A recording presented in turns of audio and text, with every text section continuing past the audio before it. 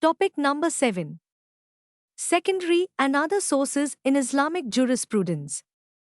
Introduction. The secondary and other sources in Islamic jurisprudence play a crucial role in interpreting and applying Islamic law, fiqh, when the primary sources, such as the Quran and Hadith, do not provide clear guidance.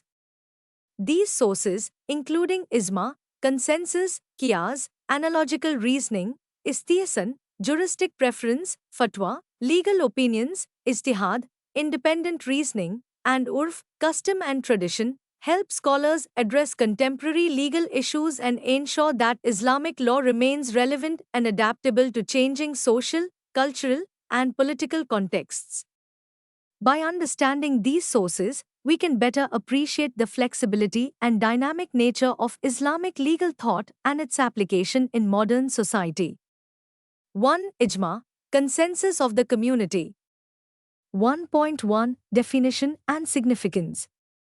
Ijma means the agreement of Islamic scholars, or sometimes the Muslim community, on a particular legal issue after the death of Prophet Muhammad, PBUH.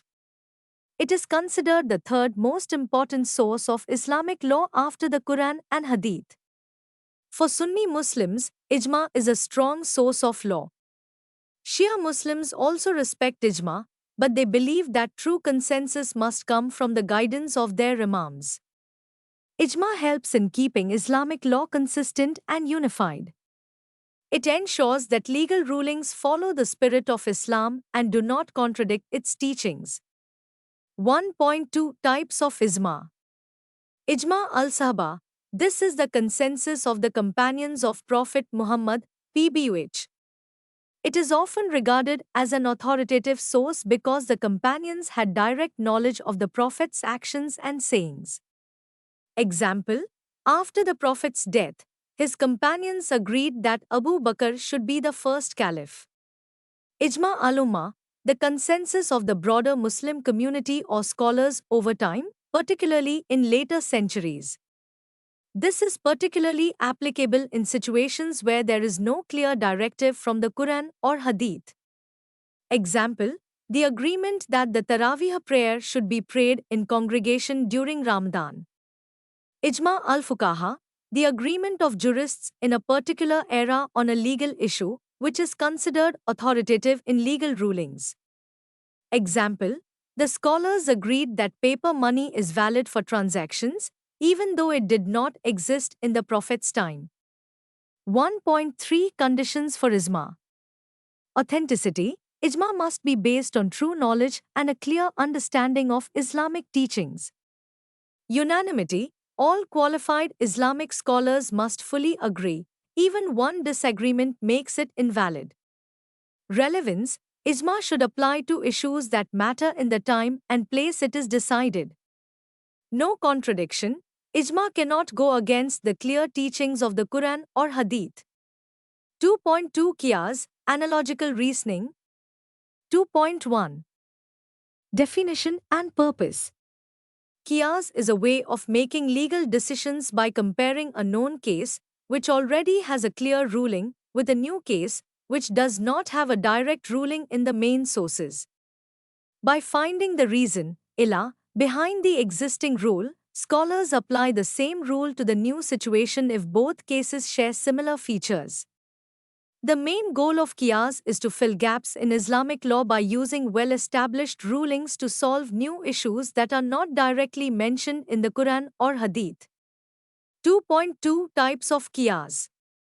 Qiyas al-Shabah, analogical reasoning based on the similarity between two cases. Example, using digital currency in transactions because it works like regular money. Qiyas al-Illah, analogical reasoning based on the cause or reason for the ruling in an established case, which is applied to a similar case. Example, alcohol is forbidden because it causes intoxication, so drugs like heroin are also forbidden. Qiyas al-Maqsid, analogical reasoning based on the goals or objectives, maqsid, of the law. This type of qiyas focuses on the broader purpose of the law rather than a direct analogy to specific cases. Example, the Prophet, PBUH, encouraged taking care of orphans, so modern laws protecting orphans follow this principle. 2.3 Conditions for qiyas. Based on the Quran or Hadith, the case being compared must have a clear and reliable ruling from the Quran or Hadith. Same reason, the reason behind the original ruling must also apply to the new case. Qualified scholars, only knowledgeable Islamic scholars can use qiyas because it requires a deep understanding of Islamic teachings. No conflict with consensus, ijma qiyas cannot go against an already agreed upon decision made by Islamic scholars. 3. Istihsan, juristic preference. 3.1 Definition and significance. Istihsan is a legal principle where a scholar chooses a ruling that may not be the strictest or most direct application of the law but is more suitable or beneficial for the community. This method is used when following strict legal reasoning, qiyas, would lead to unfair or impractical results. Istihsan is important because it helps keep Islamic law flexible and adaptable to changing situations while still following Islamic teachings. 3.2 Types of Istihsan. Istihsan al-Shara'i, a juristic preference that is based on specific rulings found in the Quran or Hadith, but that diverges from a strict analogical reasoning to achieve a better outcome. Example, the Prophet, PBUH, allowed breaking fast during travel, even though fasting is generally required. Istihsan al-Aqli, a juristic preference that uses rationality and reason to arrive at a ruling that is more consistent with the public good or social justice, even if it deviates from established legal precedents. Example, allowing blood transfusions, even though using another person's blood was not discussed in early Islamic texts. Istihsan al-Adat, a juristic preference based on local customs and traditions when the law does not provide a clear answer. Example, in some cultures, people shake hands to greet, while others bow. Islam allows flexibility in such traditions. 3.3 Conditions for Istihsan. Valid reason. The scholar must have a good reason for not following the strict application of the law. Aligned with goals, the ruling must support the main goals of Islamic law, like justice, public welfare, and protecting faith and family. No clear guidance. Istihsan can only be used when there is no clear instruction from the Quran, Hadith, or Ijma. Other sources in Islamic jurisprudence. Other sources support the main sources of Islamic law and play an important role in legal reasoning. They help scholars deal with complex and modern issues that come up in society. 4. Fatwa, legal opinions. 4.1 Definition and importance. A fatwa is an official legal opinion given by a qualified Islamic scholar, mufti, in response to a question about Islamic law. Fatwas are important because they offer guidance on issues that are not clearly mentioned in the main sources of Islam. They help Muslims deal with personal, social, and political matters according to Islamic teachings. 4.2 Types of Fatwa. Fatwa al-Shara'i, a legal opinion based on explicit sources of Islamic law, including the Quran, Hadith, and Ijma. Example, declaring interest-based loans as forbidden. Fatwa al-Aqli, a legal opinion that incorporates reasoning and intellect, particularly in cases where no direct text is available. Example, permitting organ donation based on the principle of saving lives. Fatwa al-Qada'i, a legal opinion related to judicial matters, often given by judges in the Islamic legal system. Example, a judge issuing a fatwa about child custody in a divorce case. 4.3 Conditions for Fatwa. Qualification of the Mufti. The Mufti must have a strong understanding of Islamic law, beliefs, and legal reasoning. Context and knowledge of the questioner. The fatwa should take into account the specific situation and needs of the person asking the question. Consistency with Islamic objectives. The opinion must be in line with the main goals of Islamic law, like justice, fairness, and the well-being of people. 5. Ijtihad, independent reasoning. 5.1 Definition and significance. Ijtihad is when a qualified scholar makes their own effort to find legal rulings from the main sources of Islamic law, the Quran, Hadith, Ijma, and Qiyas. It's important when there is no clear ruling or agreement on a matter. Ijtihad helps make Islamic law flexible and adaptable to new issues, so it stays relevant in different cultural and social situations. 5.2 Types of Ijtihad. Ijtihad al-Shar'i. This is when a scholar uses their own reasoning to make decisions, but still stays within the limits set by Islamic law, Sharia, based on the Quran, Hadith, and established rules. Example: a scholar might use this method to interpret a new situation involving inheritance, using rules from the Quran and Hadith. Ijtihad al-Aqli. This is when a scholar uses logic and reason to find a solution, especially when the issue affects the community or public interest. Example: a scholar might use this method to make a ruling about modern technology, like the use of social media, where there is no direct ruling in the Quran or Hadith. Ijtihad al-Maqsidi.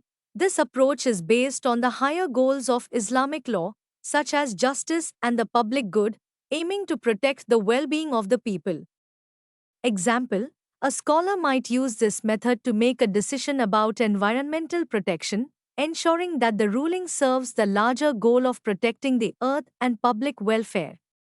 5.3 Conditions for Ijtihad. Strong knowledge of Islamic law. The jurist must have a thorough understanding of Islamic texts, principles, and legal traditions.